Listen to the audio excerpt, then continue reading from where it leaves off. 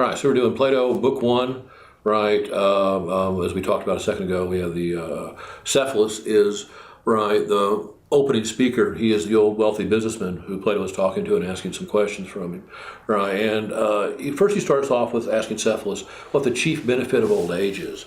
And he says it's being released from a whole horde of lunatic slave masters, which is just a classic Platonic phrase, a whole horde of lunatic slave masters.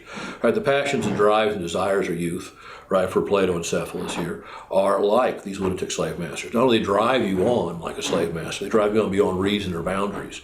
So you'll find yourself drunk when you're 18 on top of a water tower.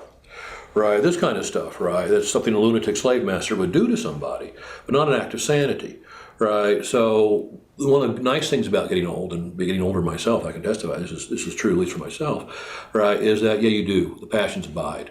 They go away. They're not as strong. You can control them much easier, right? So you're no longer controlled by a slave master, not a lunatic slave master. But it does improve, right? Perhaps one day be uncontrolled altogether, right?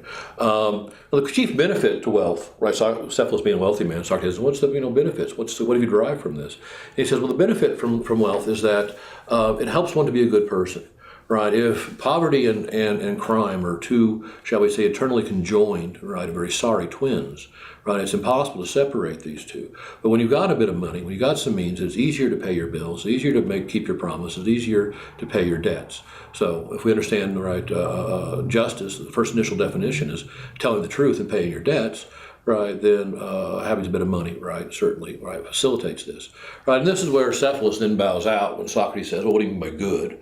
Right, of course, going for the main big philosophical terms. Let's get the definition down. We have to get clear about our words so we know where they apply and when they don't apply. So if we're going to talk about justice and goodness, we need to get clear on what we mean by these terms. Right, and Cephalus says, all right, I'm out of here, I'm bowing out. And he turns over to his son Polemarchus, who then takes up defending, right, the point of view that justice is paying your debts and telling the truth. And Socrates asks him, well, what about a madman and his weapons? Right, so you have a friend that goes away for vacation, leaves his guns with you, put in a modern sense, in the ancient world, be swords or spears, leaves his weapons with you, goes away and comes back, and he's very upset, suicidal, or enraged, and wants his weapons back and wants to use them, either on himself or somebody else. Now, if you give each person their due, persons due their weapons, you should return their weapons to them. Well, Socrates and Plato points out this doesn't sound like a just or correct thing to do. Somebody that's terribly upset, right? It can be rational suicide, but I mean, something you can talk about, spend a few months figuring out, right, rather than simply just indulging it.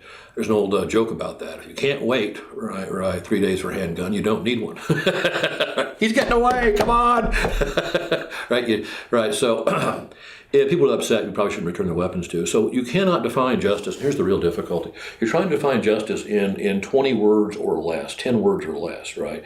And it's a complex, extremely complex topic we're getting into, how we ought to behave, such that little catchphrases can't cover every single case. So this first initial definition, tell the truth, pay your debts, which sounds plausible, is shown upon a little bit of analysis, just very shortly, right, to not be a complete account. It certainly may contain elements of the correct account, but it itself is not the complete correct account. So at this point in time, right, Polemarchus says, okay, let's go to another poet, right? Simonides talks about, right, good to friends and evil to foes being, right, the criteria by which we decide what is just and what is not just. Right, and this is actually 90% of Americans will even consent to this definition to this day, which is kind of odd because they haven't gotten past the first book in Plato's Republic, right, in terms of understanding what this really is and what this really means. Let's start with the first part of that. In order to, right, therefore be a good person, I have to do good things to people that like me and help me, and bad things to people that, right, don't like me, right, and are mean to me. Well, that means I've got to be a very astute judge of character to be a good person. Because if I'm very naive or not very good at figuring out who's my real friend, who's my real enemy, I can end up helping, right, my enemies when I'm trying to harm them, right, and harming my friends when I should be helping them, right. So all of a sudden, justice now hinges upon making someone a very good, right, judge of character. Right, it also tends to make justice useless, right? Because if you were in a game, as Socrates points out, what you want is a skilled player to be on your team, your partner. You don't want somebody that's honest. You want somebody that's honest enough, right, to fool everybody else. You don't need an honest player, but you need a skilled player. So where would justice be useful then? It turns out the only time it's useful is when money's sitting around, for like a banker. Right? Well, justice seems to have more of an angle than that.